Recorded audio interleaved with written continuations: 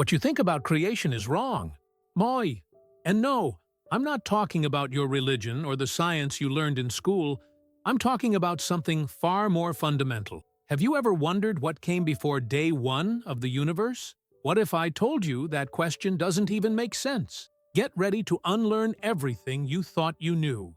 Because in this video, we'll unravel the story of creation from Seth's perspective, channeled by Jane Roberts, the famous Seth Material, one of the deepest and most respected works on the true nature of the soul and creation. In this video, we're going to dive into this revolutionary vision that invites us to redefine time, reality, and the very essence of what we call the beginning. Prepare yourself for a journey that goes beyond traditional creation concepts and to discover the beginning of the world no one knows. When we think of creation, it's almost automatic to imagine an absolute beginning, the universe's day one, the exact instant everything began from nothing. That linear model was taught by religions, traditional sciences, even the Big Bang Theory. But Seth reveals something much deeper and counterintuitive. Creation never began because it has always existed. There is no 0 point because consciousness is self-existent, eternal, and infinite in its nature. The very question, when did everything begin, already stems from a limited view of linear time, a mental construct of our human mind. Seth explains that time is not a straight line, but a psychic construction adapted to let us experience physical reality. In truth, everything happens simultaneously in multiple layers of existence. This resonates with modern findings in quantum physics and multiversal cosmology, where scientists like David Bohm suggest the visible universe is only a holographic projection of a deeper, timeless reality. At that level, past, present, and future coexist as pure potential waiting to be activated by consciousness. The idea of an absolute starting point is a perceptual limitation, like trying to find the first movement in a circle. It doesn't exist. Consciousness always was, just as mathematics didn't begin when we discovered it, but was always there waiting to be accessed. The creative field of consciousness has always existed, pulsating infinitely, generating reality, possibilities, and manifestation. We only tap small slices of that vastness through the narrow lens of our current perception. That's why when science looks for the beginning of everything, it often runs into inexplicable paradoxes. What was before the Big Bang? Where did primordial energy come from? Seth proposes a radically different solution. There was no before. Creation is not an event, but a natural state of existence. Reality didn't start as something emerging from nothing. It's like a radio station that's been broadcasting all along, but you only hear the music when you turn on the radio. The sound was always there, you merely tuned in. Likewise, creation never began with a first instant. It has always existed.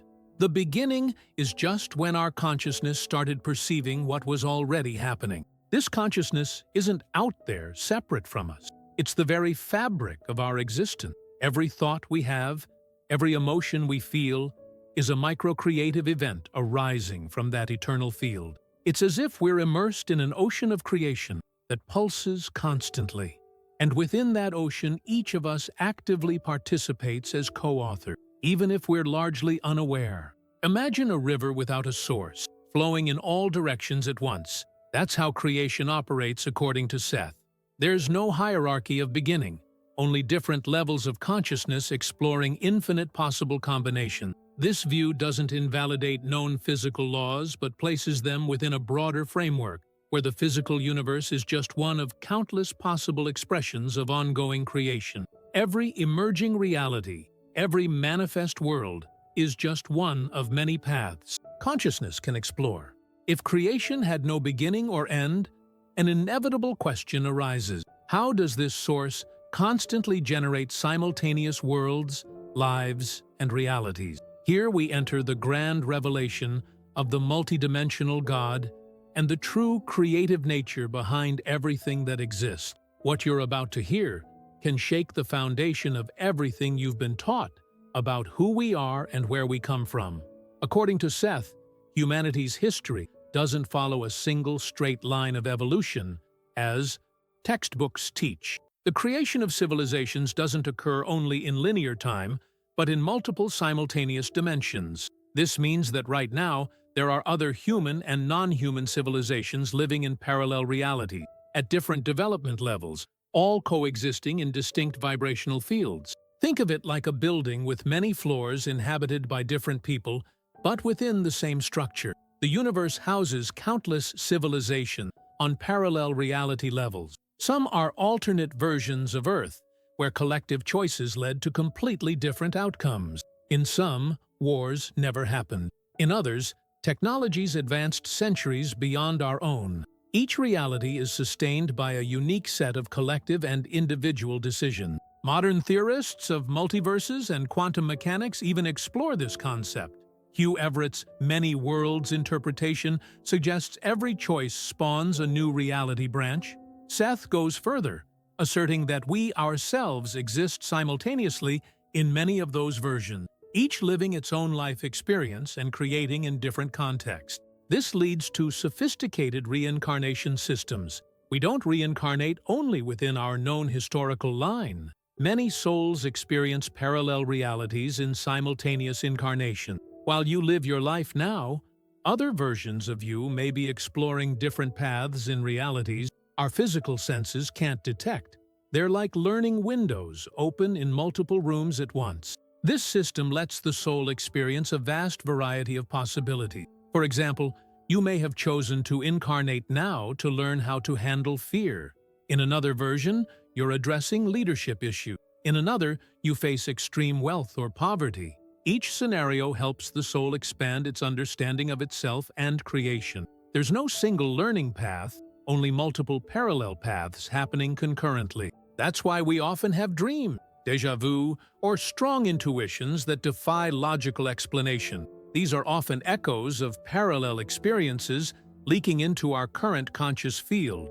The physical brain accesses only one range of this immense experience network, but the soul at deeper levels remains fully connected to all of it. It's like tuning into only one radio station while dozens play simultaneously. If the soul can live these multiple parallel realities, what about humanity's own history? Is official history really all that happened, or just a fraction of a much larger tapestry of events persisting in other reality layers? That's our next stop. This point can profoundly challenge everything you learned in school. History as we know it isn't the full record of what occurred. According to Seth, official history is just a small excerpt from a vast ocean of events that continue existing in other dimensions and reality levels. In other words, we're reading an isolated page from an infinite book and thinking we know the whole story. Our perception is limited to the timeline we observe with our five senses, but consciousness doesn't work that way. Some events happened and never materialized in our plane, but unfolded fully in parallel realities. Entire civilizations flourished and vanished in dimensions science cannot yet map. Seth calls these unaccessed reality, and they exist as real as ours. For instance, in some Earth histories, certain wars never happened. Technologies advanced early, or civilizations endured. In those realities, humanity followed completely different paths. We're not talking about science fiction. The very logic of quantum mechanics admits multiple realities coexist, though they're inaccessible to our current perception setup. Those records don't disappear. They remain on other vibrational channels. It's like multiple audio tracks playing at once, but our device picks up only one frequency. That helps explain why geniuses like Nikola Tesla or Leonardo da Vinci seemed to access knowledge from another world. Often, it's information bleeding through from parallel realities into our current timeline. The conventional human mind craves linear history with a beginning, middle, and end. But the expanded mind, like Seth's, sees creation's history as a vast, ever-shifting web of possibilities. The past isn't frozen. It continues unfolding in alternate realities, and those versions keep evolving while we live our current version of events. There's no fixed past or absolute future. Everything is flow. Some parallel realities may even subtly interact with ours. Phenomena like déjà vu, Mandela effects, and confused historical memories may partly be momentary intersections between these coexisting timelines, brief cracks in linear perception where we sense echoes of another reality version. If there are multiple versions of ourselves living different lives in parallel realities, a new question arises. How do these versions interact with the creative field? And more, what is God's role and that of creator beings in this complex architecture of multiple selves and parallel civilizations? That's the next portal we'll open. This is one of the grandest and at the same time most delicate aspects of creation. According to Seth, what we call a human being is only one of countless expressions of consciousness. Behind each individual lies a multiplicity of parallel selves, all coexisting in different reality lines. Even more astonishing is that we don't just inhabit these realities, we actively help create them as small creative cores within the divine field itself. Instead of thinking of God as a centralized creator commanding everything from above, Seth shows that God is a gestalt of consciousness, a living field composed of infinite creating consciousness. We are part of that field. Each of us is an extension, a fragment, an active particle of this source. This resonates with modern ideas like panpsychism, as defended by philosophers such as Philip Goff, where consciousness isn't produced by matter, but permeates all existence as a fundamental property of the universe. This structure allows not only humans, but also levels of creator beings operating beyond our perceptual reach. Some of these consciousnesses exist at a pre-human or extra-human level, with the power to manipulate realities that to us seem miraculous. Others have advanced so far, they coordinate vast creation fields, overseeing entire parallel reality ecosystem. They are cosmic architects, yet all extensions of that same creative source. As humans, we're still learning about this creative potential.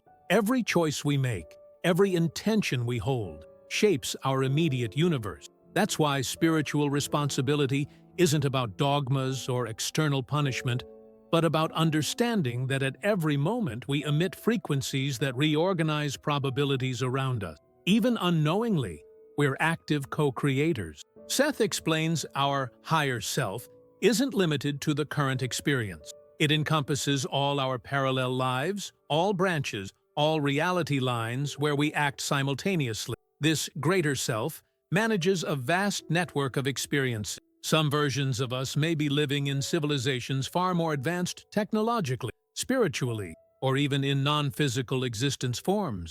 This idea, which sounds almost like science fiction to many, is gaining traction in some modern physics theories. Quantum mechanics suggests subatomic particles exist in superposition, occupying multiple states at once until observed. This concept, though complex at first glance, is being made clear by scientists and researchers like Dr.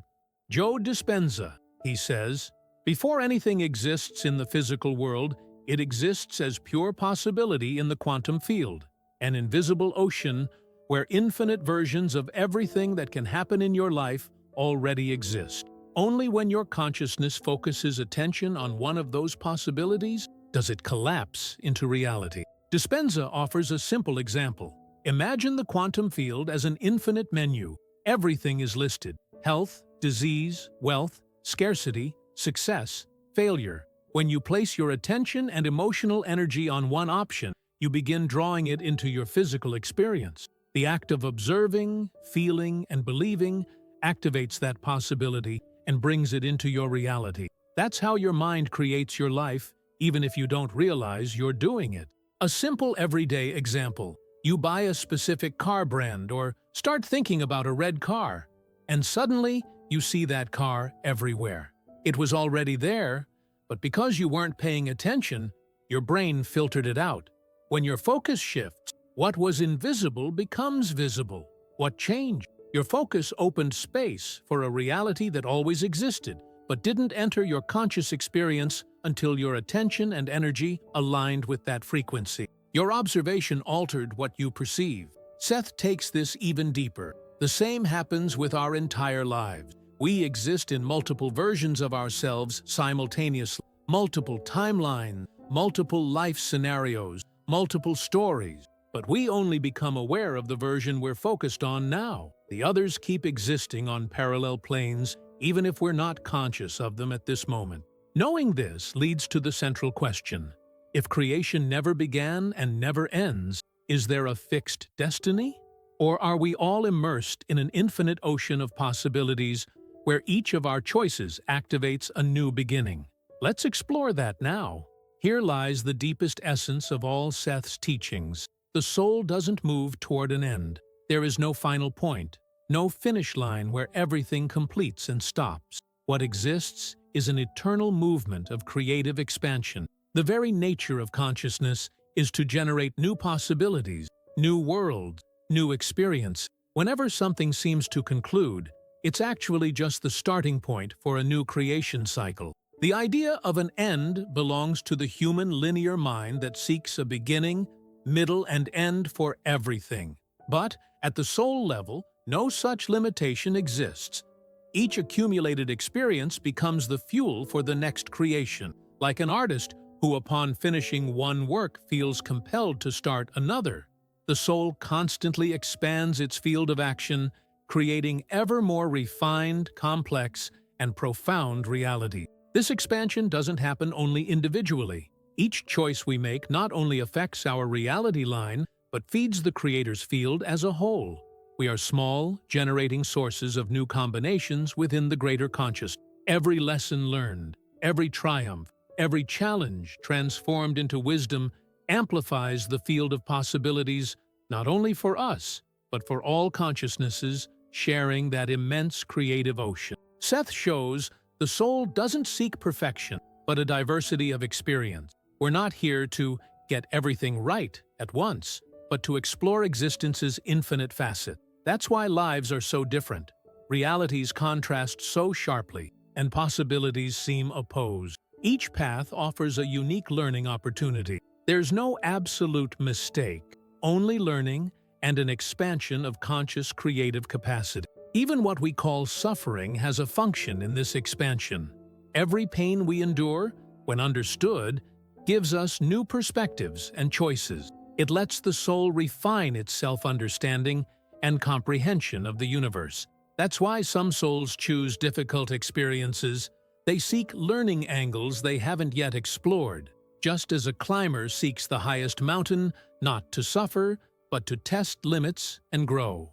This eternal movement also explains why spiritual development never ends. There will always be new consciousness levels to access, ever broader reality dimensions to explore.